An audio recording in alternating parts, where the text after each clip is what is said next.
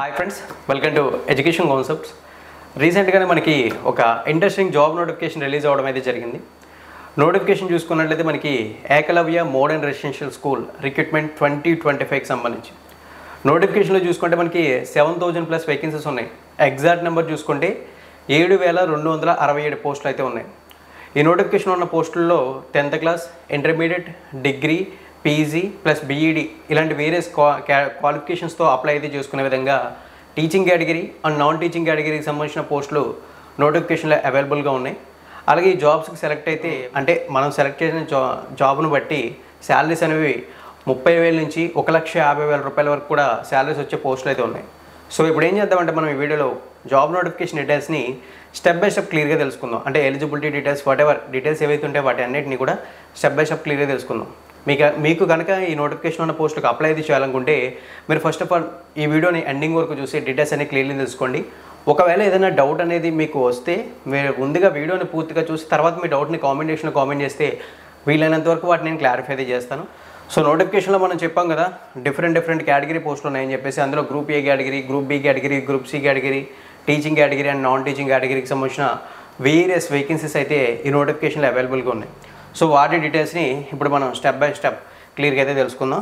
First of all మనం దేని గురించి తెలుసుకోవాలంటే ఇంపార్టెంట్ డేట్స్ గురించి అండ్ ఎడ్యుకేషన్ క్వాలిఫికేషన్స్ వేకెన్సీస్ ఏవైతే ఉన్నాయో వాటి వివరాలని చెక్ చేయాలి.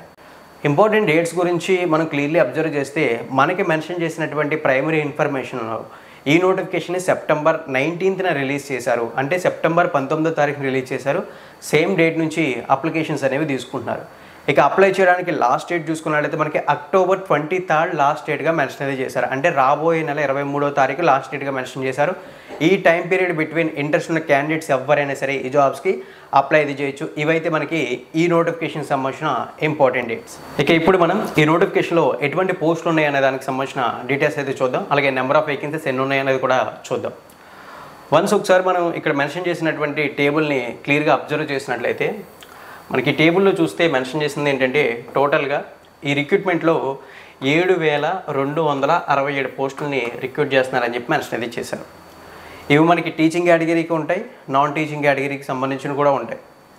మనకి యూస్ఫుల్ అయ్యే పోస్టుల వివరాలు మాత్రమే తెలుసుకుంటాం. బట్ ఓవరాల్లీ రిక్రూట్మెంట్లో ఎన్ని వేకెన్సీస్ ఉన్నాయనేది డీటెయిల్గా చూస్తే ఉన్నటువంటి 7,267 పోస్టుల్లో ప్రిన్సిపాల్కి సంబంధించి 225 పోస్టులు, పీజీటీకి సంబంధించి 1,460, టీజీటీకి సంబంధించి 3,962 పోస్టులు, ఫీమేల్ స్టాఫ్ నర్స్కి సంబంధించి 550 పోస్టులు, హాస్టల్ వార్డెన్కి సంబంధించి 635 పోస్టులు, అకౌంటెంట్కి సంబంధించి 61 పోస్టులు, జూనియర్ సెక్రటరియల్ అసిస్టెంట్కి సంబంధించి 228 పోస్టులు, ల్యాబ్ అటెండెంట్కి సంబంధించి 146 పోస్టులు.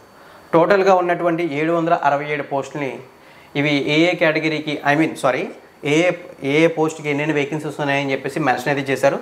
తర్వాత మనకి ఏ కేటగిరీకి ఎన్నెన్ని పోస్టులు ఉంటాయి, ఒక్కొక్క పోస్ట్ని కమ్యూనిటీ వైజ్ ఎలా డివైడ్ చేశారని కంప్లీట్ టేబుల్ డీటెయిల్స్ అయితే ఇచ్చారు. అన్ని డీటెయిల్స్ ఇక్కడ మనకు అవసరం లేదు. జస్ట్ మనకి ఇక్కడ అవసరమైనటువంటి డేటాను మనం కలెక్ట్ చేసుకుంటే సరిపోతుంది.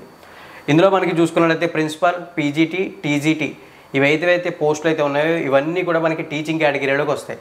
రిమైనింగ్ పోస్టులు అయినటువంటి female staff nurse, hostel warden, accountant, junior secretarial assistant, lab attendant పోస్టులు అన్నీ కూడా నాన్ టీచింగ్ కేటగిరీలోకి వస్తాయి. టీచింగ్ కేటగిరీకి ఉన్నటువంటి పోస్టులు ఏవైతే ఉన్నాయో వీటికి చూసుకున్నట్లయితే మనకి బీఈడి, సీటెట్ క్వాలిఫికేషన్ ఇలాంటివి ఉంటాయి. వాటి గురించి ఎలిజిబిలిటీ డీటెయిల్స్లో డిస్కస్ అయితే చేద్దాం. ఫ్రెండ్స్కి ఇప్పుడు మనం మెయిన్ డీటెయిల్స్లోకి వస్తే ఈ పోస్టులకు సంబంధించినటువంటి ఎడ్యుకేషన్ క్వాలిఫికేషన్స్, ఏజ్ లిమిట్స్ ఈ వివరాలని చెక్ చేయాలి. అయితే ఈ నోటిఫికేషన్లో ఉన్నటువంటి పోస్టులు అన్నింటినీ కూడా క్రాస్ చెక్ చేస్తే మనకి ఏదైతే ప్రిన్సిపల్ పోస్ట్ అయితే ఉందో ఇది గ్రూప్ ఏ కేటగిరీలోకి రావడంతో పాటు వాటికి ఎక్స్పీరియన్స్ కూడా అడుగుతున్నారు. సో అందుకోసం ఆ పోస్ట్ డీటెయిల్స్ని ఏవి కూడా ఈ వీడియోలో మనం ఇంక్లూడ్ అయితే చేయొద్దు. ఇక రిమైనింగ్ పోస్టుల వివరాలని తెలుసుకుందాం. ఫస్ట్ ఆఫ్ ఆల్ మనం టీచింగ్ కేటగిరీకి సంబంధించిన పోస్టుల వివరాలను చెక్ చేద్దాం. టీచింగ్ కేటగిరీలో ఫస్ట్ ఆఫ్ ఆల్ మనం తెలుసుకోబోయే పోస్ట్ పీజీటీ. పీజీటీ అంటే మనకి పోస్ట్ గ్రాడ్యుయేటెడ్ టీచర్. ఈ విషయం తెలిసిందే. ఈ జాబ్కి మీరు అప్లై అయితే చేయాలనుకుంటే 40 years అయితే దాటి ఉండకూడదు అని చెప్పేసి మెన్షన్ అయితే చేశారు.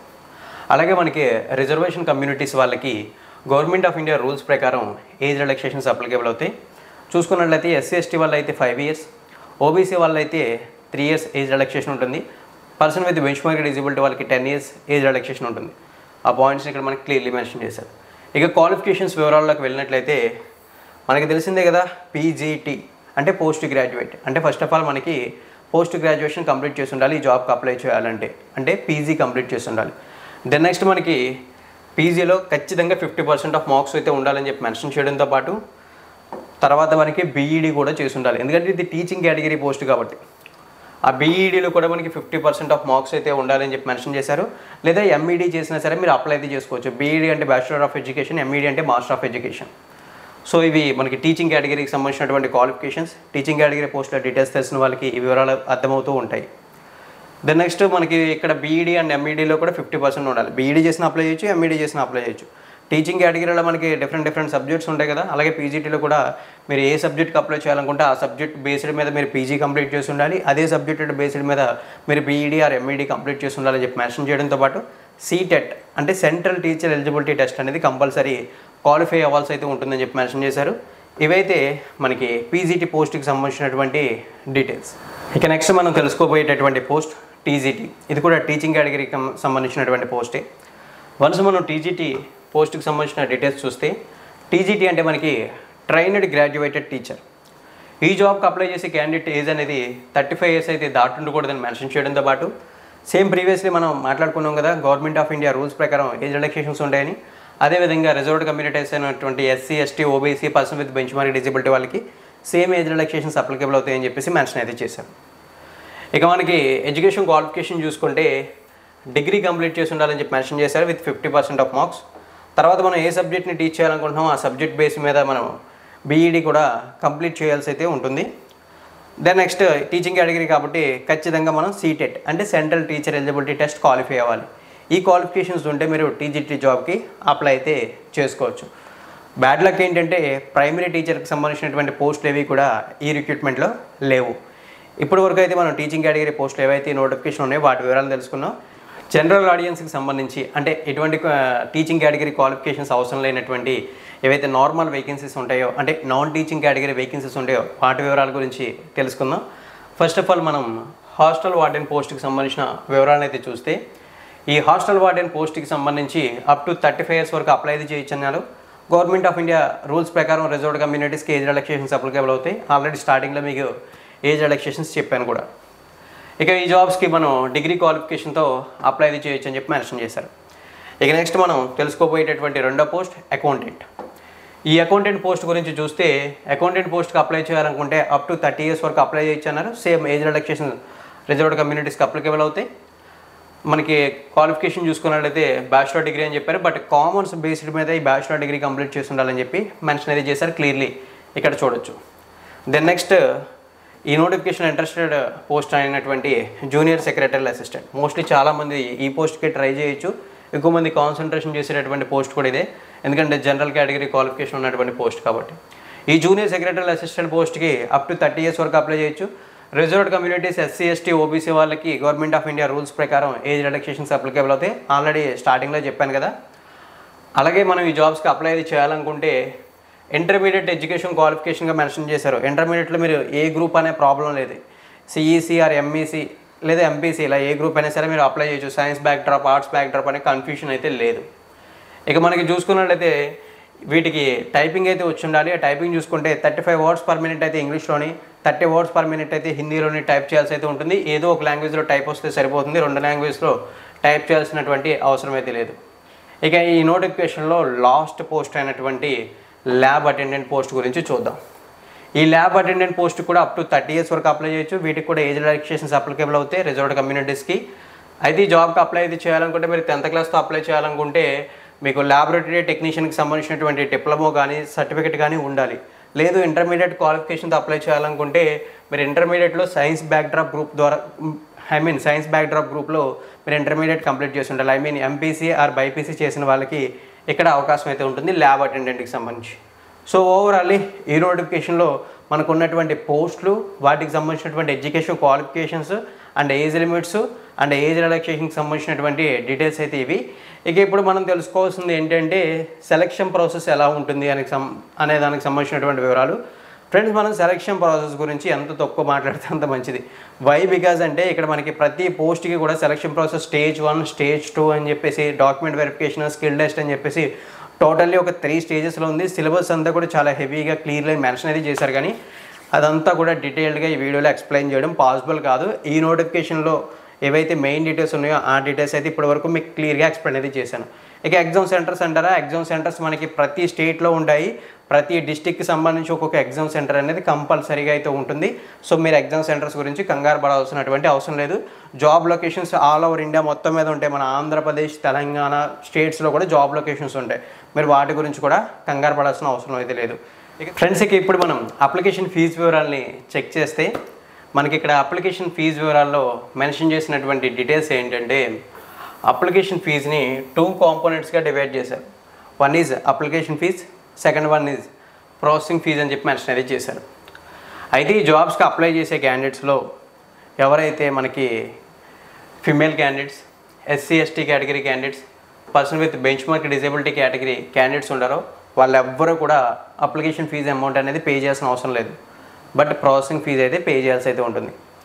రిమైనింగ్ కేటగిరీస్ అయినటువంటి unreserved, OBC, economical weaker section వాళ్ళు application fee and processing fee రెండు కూడా కలిపి పే చేయాల్సి అయితే ఉంటుంది.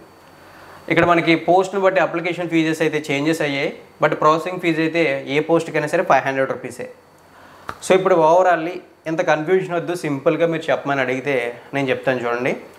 సో ఇఫ్ ఇన్ కేస్ మీరు టీచింగ్ కేటగిరీ ఏ పోస్ట్కి అప్లై అయితే చేయాలనుకున్నా సరే, మీకు ఫిమేల్ కానీ, ఎస్సీ ఎస్టీ కానీ, లేదా person with benchmark disability కానీ రిజర్వేషన్ ఉన్నట్లయితే జస్ట్ 500 రూపీస్ పే చేస్తే సరిపోతుంది.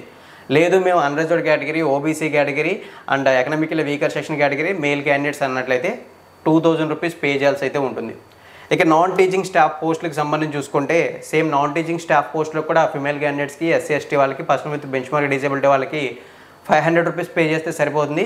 రిమైనింగ్ కేటగిరీ క్యాండిడేట్స్ అయినటువంటి unreserved, OBC, economical weaker section male candidates అందరూ కూడా 1500 రూపీస్ పే చేయాల్సి అయితే ఉంటుంది. ఇక్కడ అప్లికేషన్ ఫీజు, ప్రాసెసింగ్ ఫీజు అనే అమౌంట్స్ అయితే ఇచ్చేస్తారు. అవన్నీ కూడా చెప్పి మీకు కన్ఫ్యూజ్ చేయకూడదని చెప్పేసి సింపుల్లీ క్లియర్గా అయితే చెప్పాను. ఇన్ని డీటెయిల్స్ చెప్పారు, మీరు శాలరీ డీటెయిల్స్ చెప్పలేదు అని మీరు ఒక డౌట్ రైజ్ చేయొచ్చు. శాలరీ డీటెయిల్స్ కూడా సింపుల్గా చెప్తాను మీకు క్లియర్గా అర్థం అవడానికి. టీచింగ్ కేటగిరీకి సంబంధించినటువంటి పీజీటీ అండ్ టీజీటీ పోస్టులు ఏవైతే సెలెక్ట్ అవుతారో వాటికి చూసుకున్నట్లయితే మనకి దగ్గరగా 80,000 ప్లస్ శాలరీస్ అయితే ఉండడం జరుగుతుంది, ఎస్పెషల్లీ పీజీటీ పోస్ట్కి. ఇక టీజీటీకి కూడా దగ్గరగా మనకి 70,000 ప్లస్ శాలరీ అనేది ఉండడం జరుగుతుంది.